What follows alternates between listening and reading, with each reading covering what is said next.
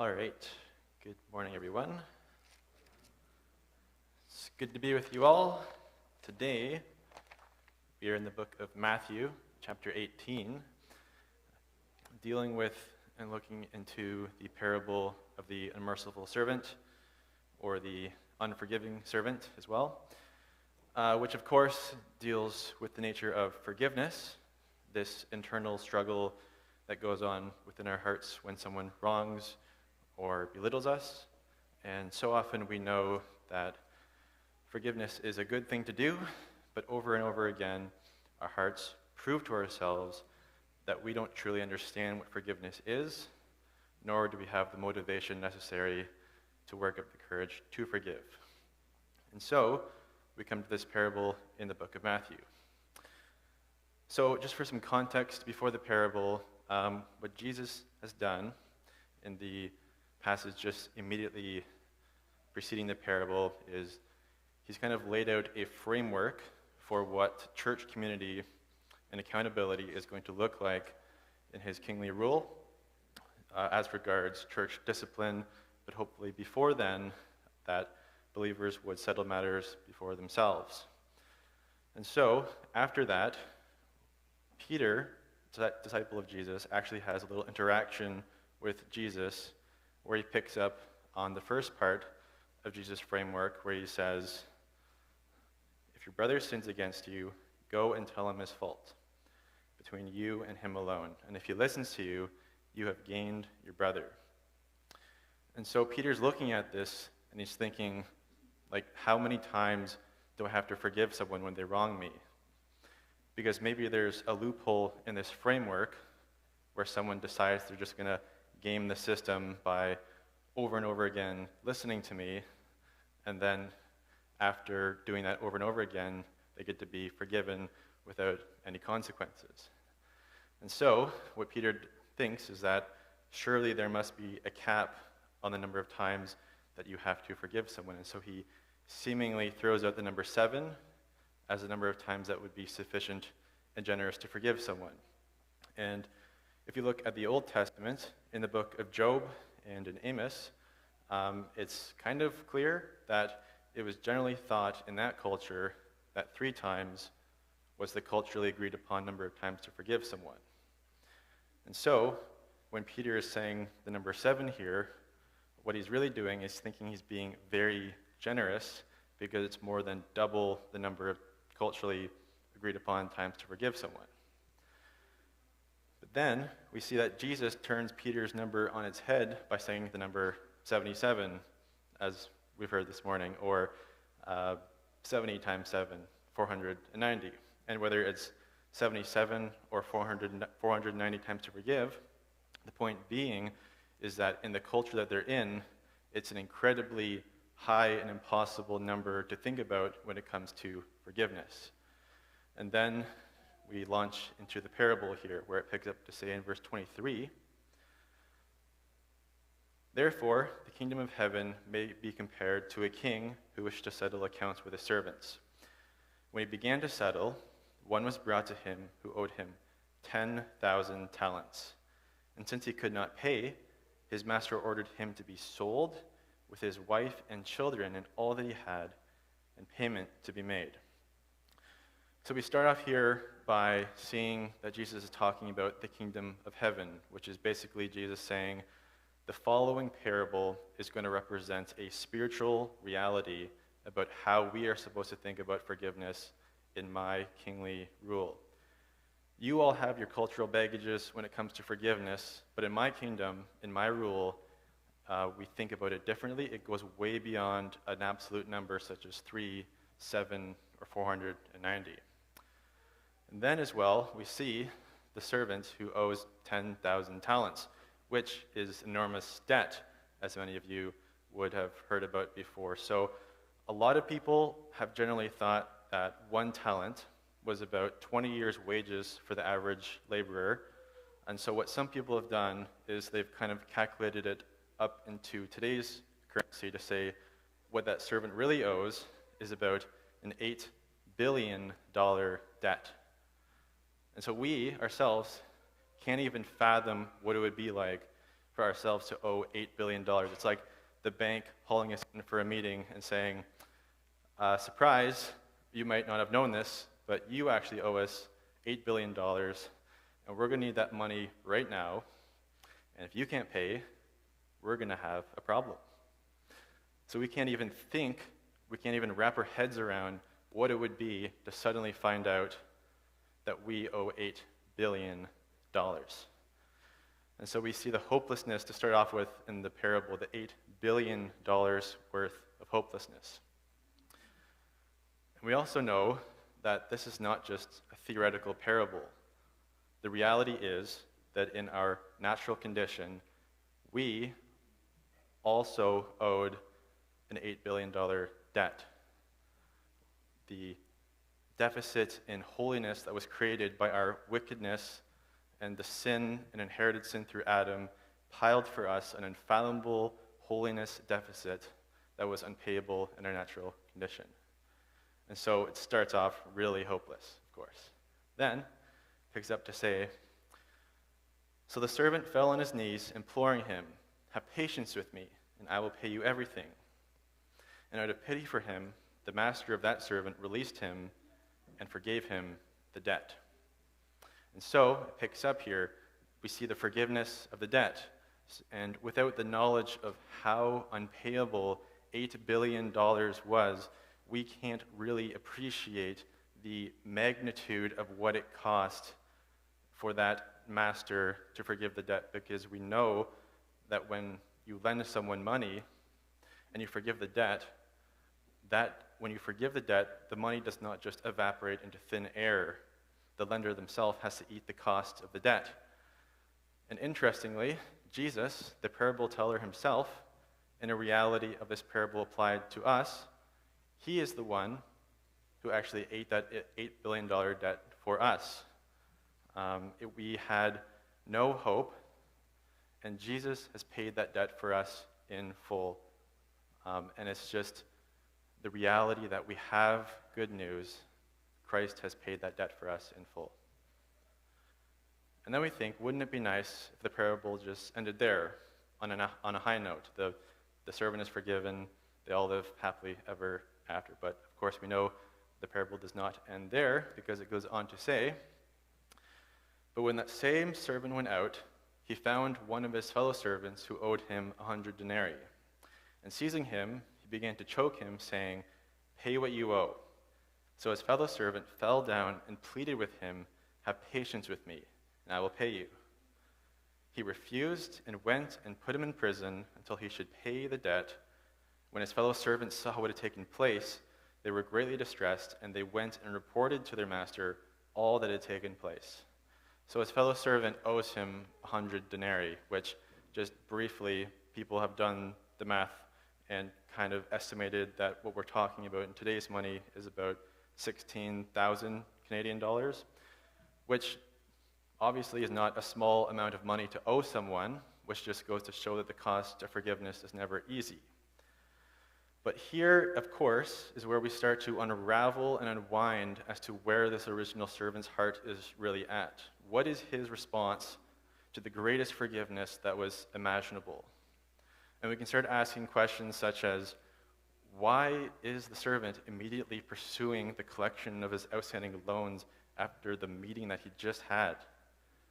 Is he feeling really scared and doesn't want to go into debt again, and so wants to hoard all this money for himself?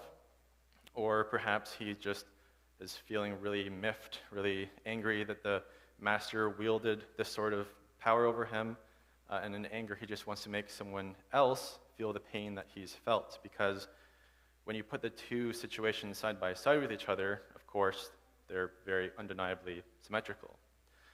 And so what we see here as well, when it goes on to say, in verse 32, when it concludes the parable, and it says, then his master summoned him and said to him, you wicked servant, I forgave you all that debt because you pleaded with me. And should not you have had mercy on your fellow servant as I had mercy on you? And in anger, his master delivered him to the jailers until he should pay all his debt. So he delivered him to the jailers. So the master basically signified to the servant that he was again liable for that $8 billion debt because the servant had not truly shown that he was grateful for the original forgiveness that he had been shown. And so what he's basically saying at the end of this is, you did this to yourself. And so after reading this parable, one response we might have is to start analyzing every word and grinding our way through this parable, looking at every detail. And in doing so, we can miss out on the reality of what Jesus is truly teaching us in this parable. We can start asking questions that are interesting and have answers, but aren't totally pertinent questions such as, it seems like the servant was given ultimate forgiveness, so does that mean he was saved? So what's the implication of that for the parable? Or questions such as, why is the master justified in only showing forgiveness one time, when the whole parable is about forgiving at least multiple times? And so we can grind our way through this parable like this, and in doing so, we can miss out on the one thematic aim and purpose that Jesus is trying to tell us, because there is a clear call to action in this parable. It's not an existential riddle to be solved. There's a clear purpose and call to action, and that call to action is simple.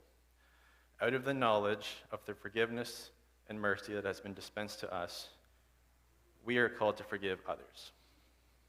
We are called to be radically different than the world, and if our heart does not lead us out of that gratefulness to forgive, we might be demonstrating to our hearts that we have not truly understood that gratefulness in our hearts yet ourselves, which is, of course, not anything that I myself or any of one in this room can figure out for you, but is something that you have to take before God, of course.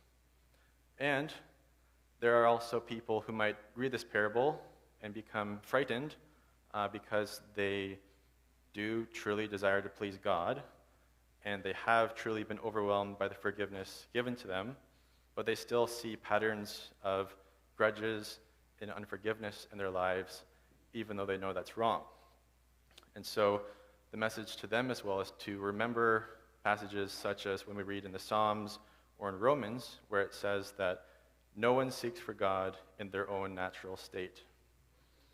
So if you have a desire to please God and truly have been overwhelmed by the forgiveness given to you, that is a desire that could have only been placed in your heart by God himself. There's no one else who could have put that desire in your heart. And so the message for them as well is to take heart, to be secure in your standing before God, and remember that you have been forgiven, and to plead with him to root out of you any desire to hold grudges or show unforgiveness.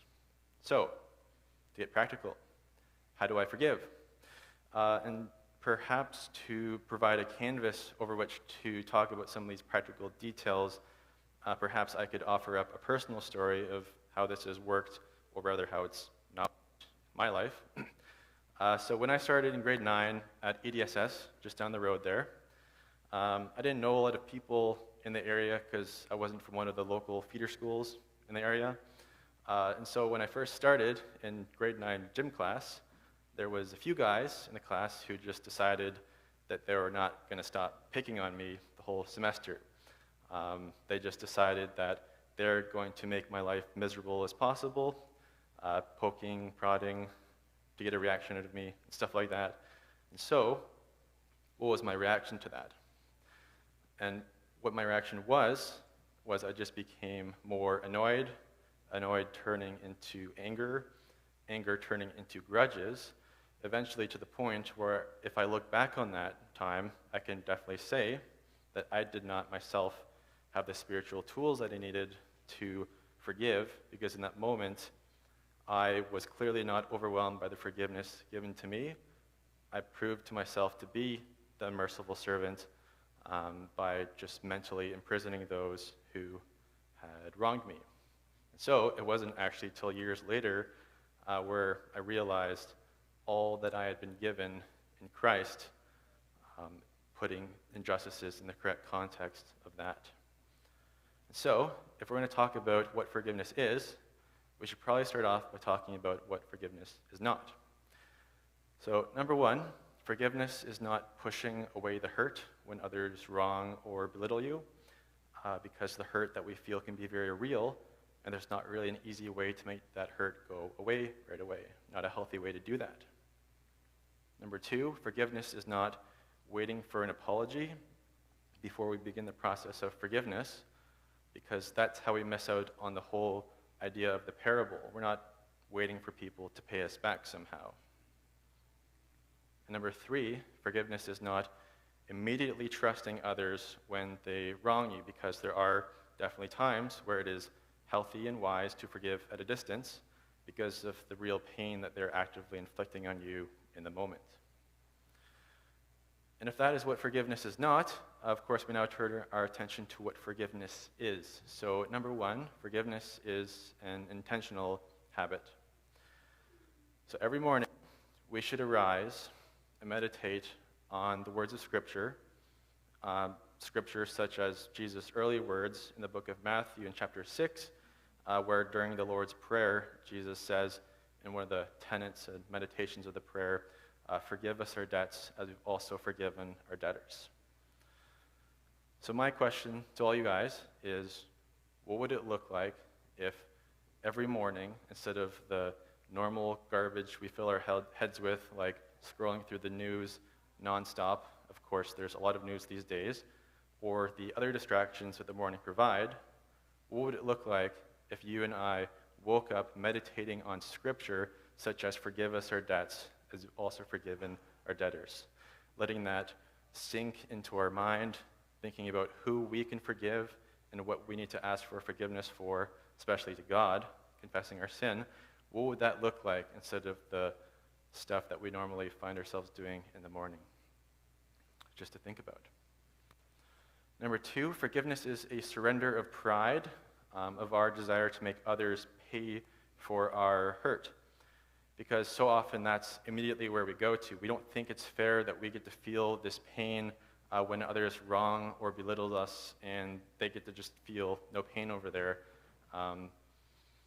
But when we place ourselves into the correct context of what Jesus has already done for us, that Jesus himself has eaten the $8 billion debt that hung over our heads, how much would we put ourselves in the correct context to not deny that injustices come across ourselves every now and then, but to understand how much of an injustice it was for Jesus to eat the cost of that debt for us? What would that look like in our lives? And number three, lastly, forgiveness is relational generosity, which is just what's already been said. Out of the knowledge of the magnitude and the beauty of the forgiveness that's been given to us in this vertical fashion between God and ourselves, that is the fuel and the fire necessary for us to, in a horizontal fashion between fellow brothers and sisters and those we come across, to be able to forgive them. Because there is no other sustainable or even effective way to be able to forgive others if it does not start with how much we have been forgiven and the magnitude of what that forgiveness is to us. And so, finally, I would like to close with the example of Corrie ten Boom, who, by God's grace, demonstrated a lifestyle of forgiveness.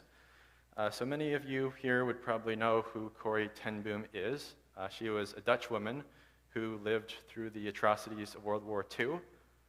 And she herself was actually put into a concentration camp during the war for hiding Jewish people. And so after her experiences in that camp and being released, she actually went on to preach the gospel in 64 countries. And years after her concentration camp experience, she actually had an encounter meeting with one of the camp guards that was at that camp, who was actually very brutal and horrible to Corrie and her sister Betsy. And during that meeting, with the guard asking for forgiveness to Corrie, and Corrie actually mustering up the courage to actually tell the camp guard that she forgave him, she had this classic quote to say on the nature of forgiveness. And I close with this quote. To forgive is to set a prisoner free and discover the prisoner was you. To forgive is to set a prisoner free and discover the prisoner was you. And so with that, I close.